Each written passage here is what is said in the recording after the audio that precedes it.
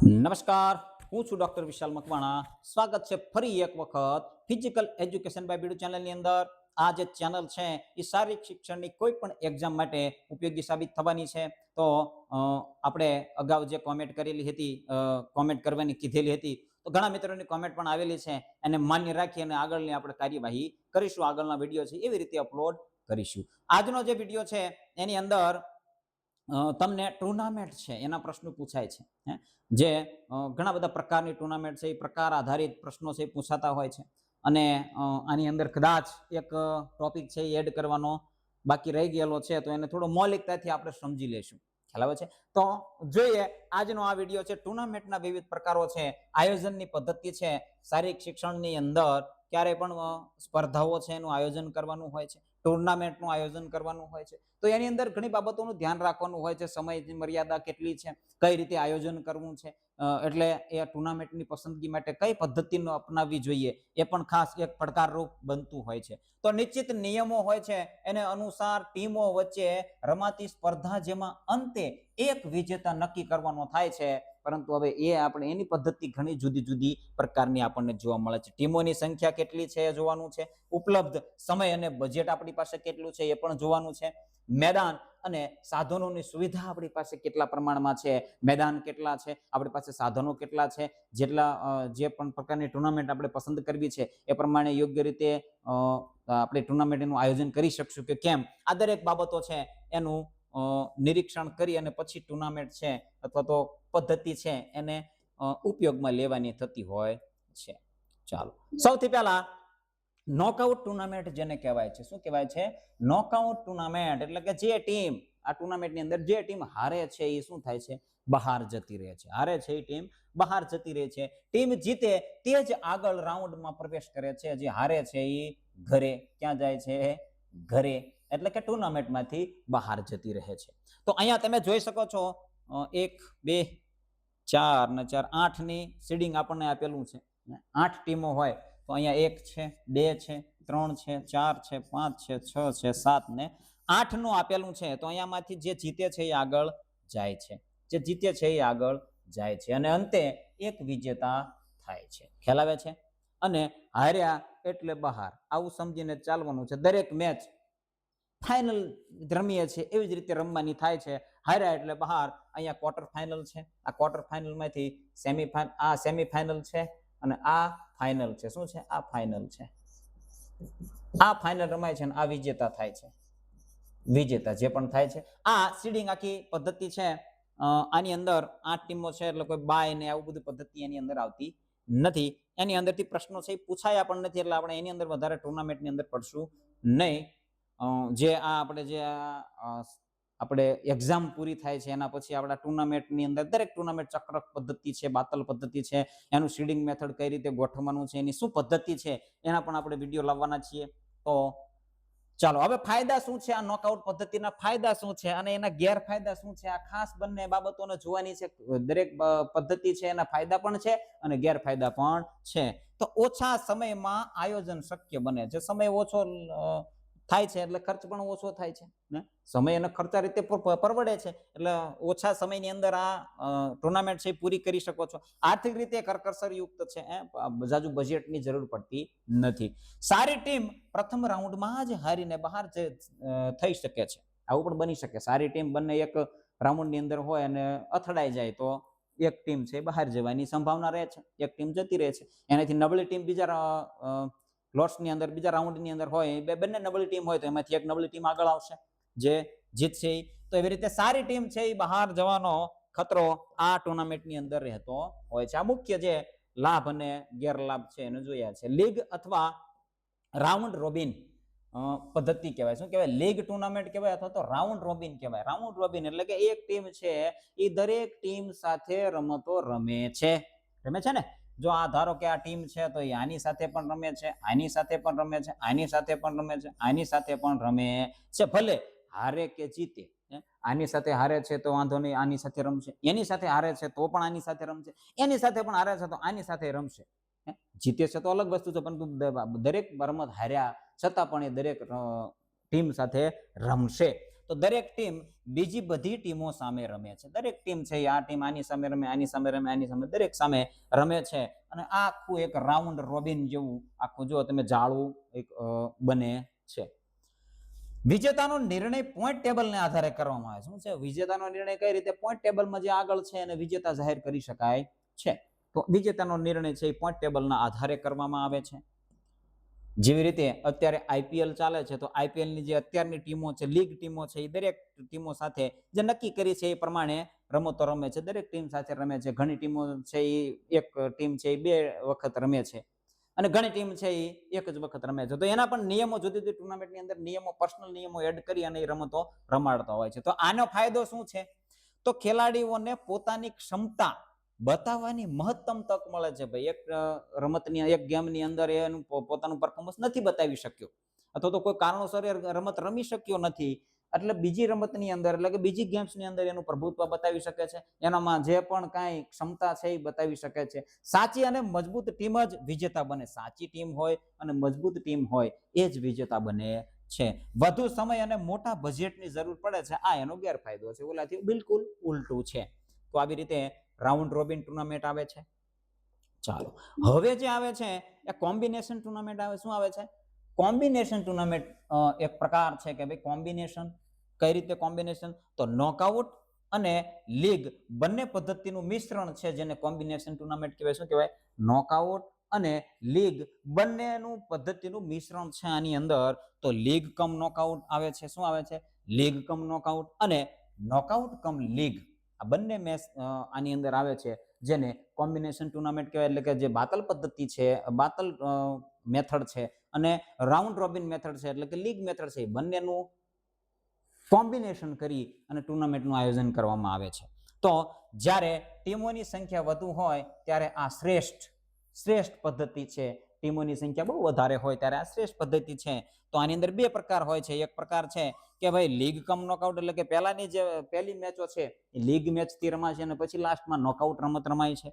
આની અંદર છે તો નોકઆઉટ છે બીજા નંબરનું. તો પહેલા નોકઆઉટ રાઉન્ડ રમાય છે અને લાસ્ટની જે મેચો છે, સેમીફાઇનલ છે અથવા તો ક્વાર્ટર ફાઇનલથી કોઈ પણ નક્કી કરવામાં આવે તો ત્યાંથી લીગ મેચો શરૂ થાય છે. શું થાય છે? લીગ મેચો શરૂ થાય છે. તો આ બંને પદ્ધતિ ખૂબ જ ઉપયોગી છે અને એની અંદર શું આવે છે એને પણ આગળ આપણે જોવાના છીએ. ખાસ કોમેન્ટની અંદર જણાવી દેજો કે આ 2 પદ્ધતિ છે એની અંદરથી આઈપીએલની જે રમત રમાય છે અત્યારે એ લીગ કમ નોકઆઉટ છે કે નોકઆઉટ કમ લીગ છે.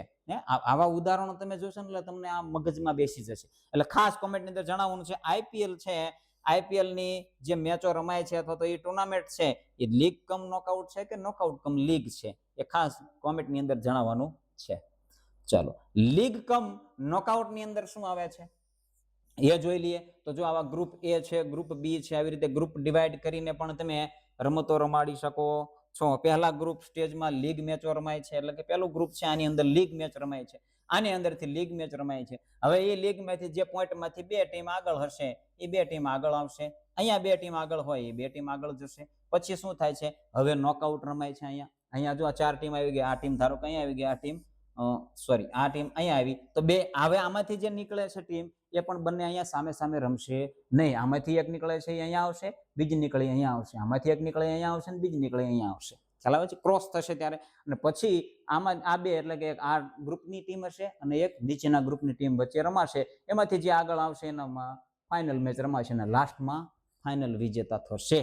ખ્યાલ આવે છે? તો પહેલા ગ્રુપમાં સ્ટેજમાં લીગ મેચો રમાય છે અને ત્યારબાદ ટોચની ટીમો વચ્ચે નોકઆઉટ, સેમીફાઇનલ અથવા તો ફાઇનલ રમાય છે. સેમીફાઇનલ અને ફાઇનલ જે ટોચની ટીમો હોય છે, એટલે કે આમાં પોઈન્ટ ટેબલની અંદર 2 ટીમો લેવાની થશે. આ એક સેમીફાઇનલ, આ એક સેમીફાઇનલ, એક આની સાથે, એક આની સાથે, આવી રીતે પણ ગોઠવવામાં આવે છે. ઉદાહરણ તો ક્રિકેટ વર્લ્ડ કપ છે, ફૂટબોલ વર્લ્ડ કપ છે, રોમાંચ અને ન્યાયી તકનું સંતુલન રહે છે. જો હવે આમાં એક ટીમ છે, સારી ટીમ છે, બહાર પણ જતી નથી, આમાં રોમાંચ પણ રહે છે. એકની એક ટીમ છે, જો અહીંયા ધારો કે આની અંદર એકાદી મેચ હારી જાય છે, છતાં જો આ 10 પોઈન્ટ વાળી છે તો એ હારી હોય એકાદી મેચ, તો પણ એને ચાન્સ બીજો મળે છે અને ઉપર જવાની એને પૂરેપૂરી તક મળતી હોય છે. એટલે બંને લાભ આની અંદર, જે લીગ અને નોકઆઉટ છે એ બંનેનો લાભ છે આની અંદર પણ મળે છે. ચાલો, હવે નોકઆઉટ કમ લીગ છે. શું છે?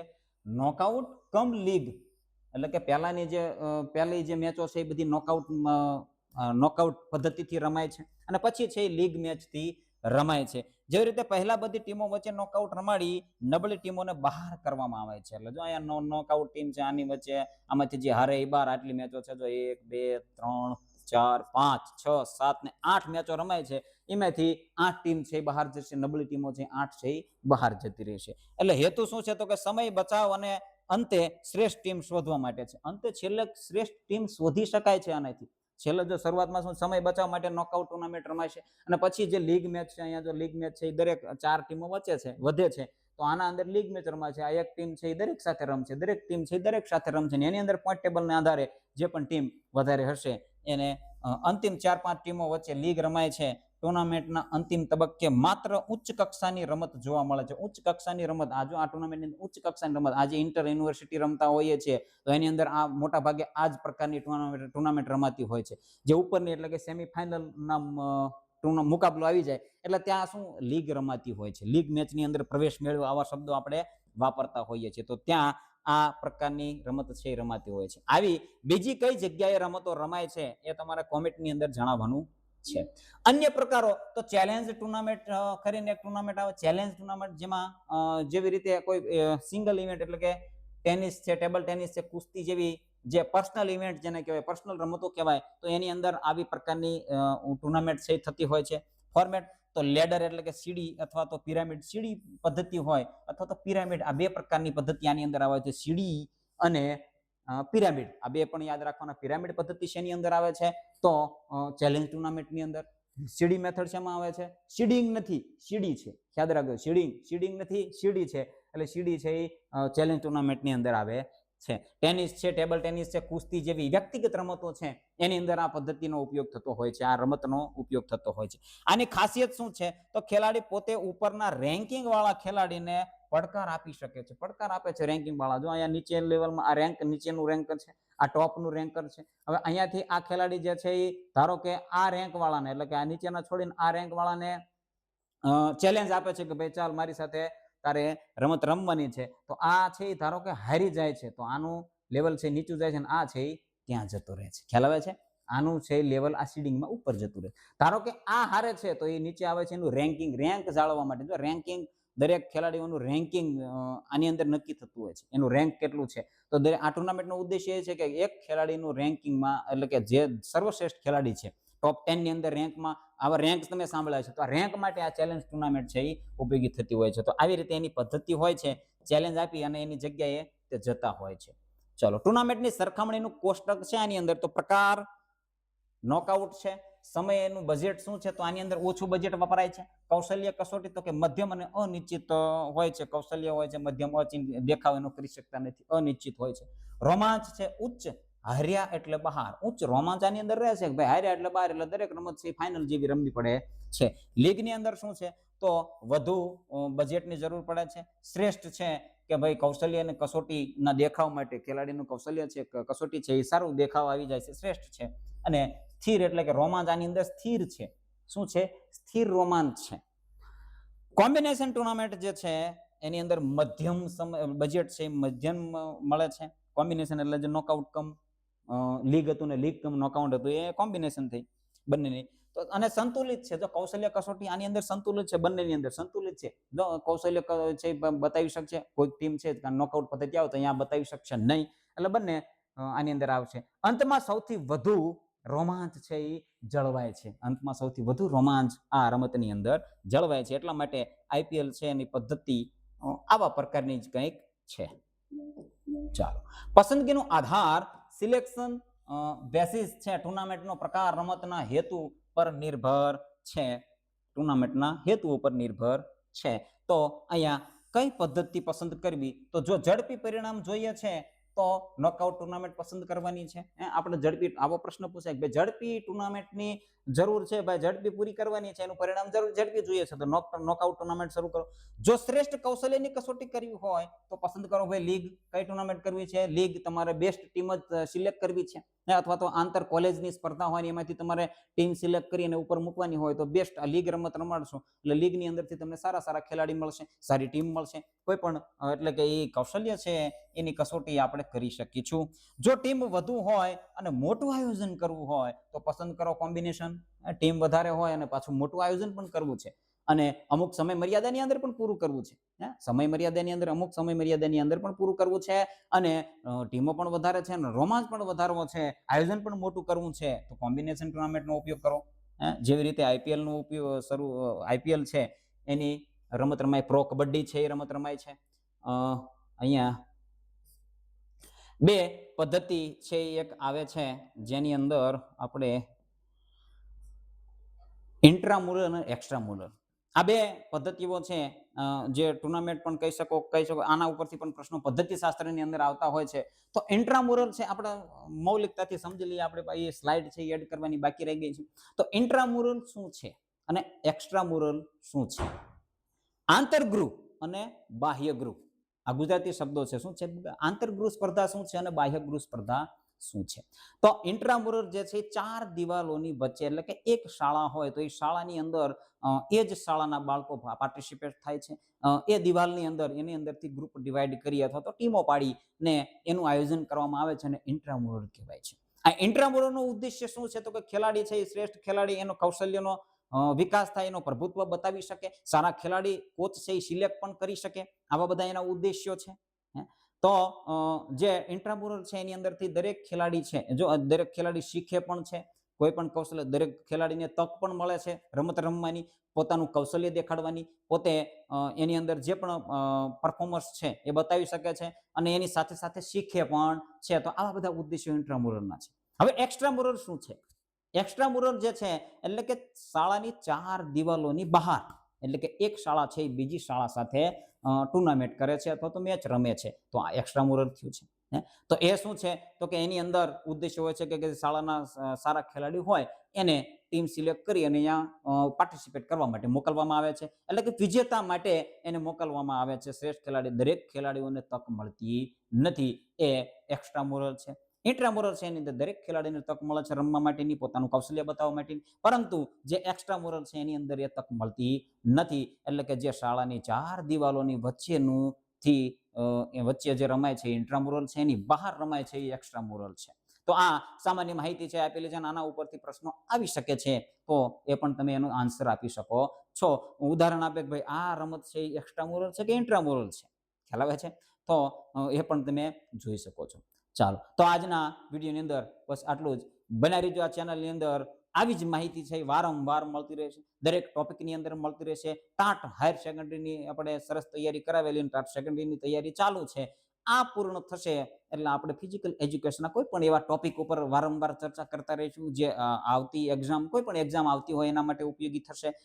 જી સેટના ક્લાસ પણ આપણે આ ચેનલ ઉપર લીધેલા છે, સૌને ખ્યાલ હોય કે ના હોય તો પ્લેલિસ્ટની અંદર વિડીયો છે એ પણ જોઈ શકો છો. અને જી સેટની એક્ઝામ આવશે એટલે ફરી આપણે આ ચેનલની અંદર એની તૈયારી કરાવવાની શરૂ કરીશું. એ આગળની વાત છે, શું સમય છે, સંજોગો છે એને જોઈને આપણે શરૂ કરીશું. તો આજના વિડીયોની અંદર બસ આટલું જ. બન્યા રહેજો આ ચેનલની અંદર. જય હિન્દ.